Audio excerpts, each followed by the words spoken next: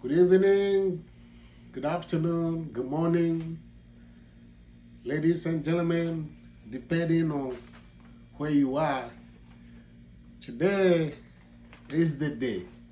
Just like I announced it last night, that today we're gonna be reading the poem number 2. Yeah, this is the time. So I know by this time it's nighttime in other places in the world, but it's just afternoon. Evening, early evening here.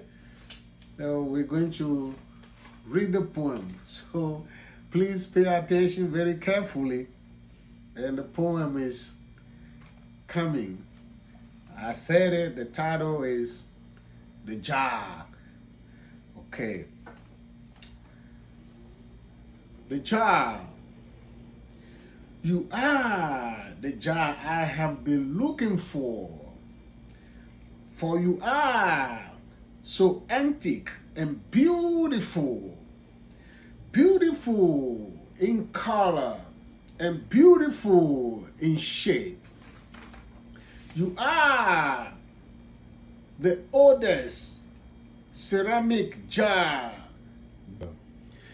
deep and large. You are everybody's friend in this village. In every house, you have a role to play. You go to the well and bring some water. You are the source of life in this village. This village, far in the deep forest, where the moon is the enemy of the darkness, and where my ancestors dwelt and hunted. I walked the red soil of this village bare feet with you night and day to quench my thirst. Oh, beautiful jar, your ancient design makes me guess my grandfather's age tonight. The stripes around you, vertically and horizontally, present almost perfect square in close sight, and I see the point at the edge of your top.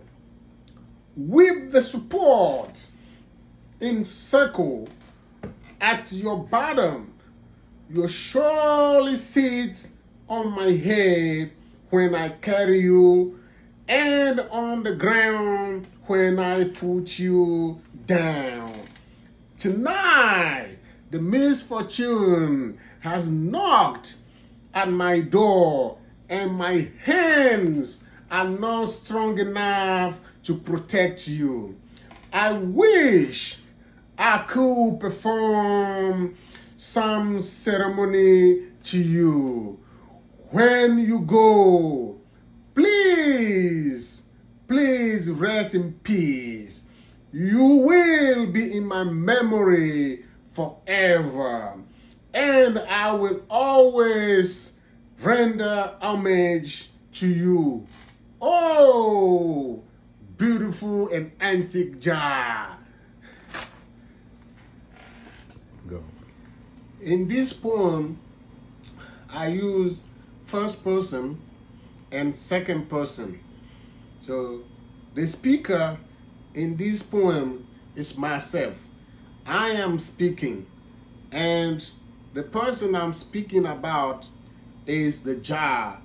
So over here, I'm doing some personification and metaphor, right? Because the jar is not the person, but as I'm speaking about it, it represents a person in this poem, right?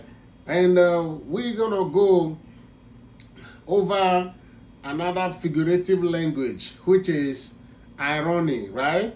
So here, the sin happened in the morning. It was early in the morning when I was going to fetch some water and dropped the jar, and the jar broke, right? It was in the morning, but I switched it to nighttime, right? I switched it to nighttime because I used the time I was writing the poem to represent the time that the jar broke, the time that I dropped the jar.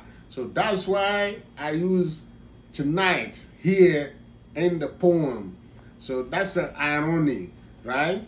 And when we go over certain lines, right?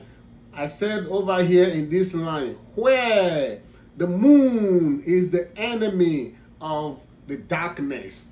That means in those villages back in the time, like 30, 40 years ago, the only light we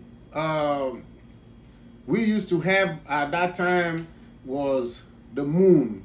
When the moon comes out, that's the only light we used to have at that time.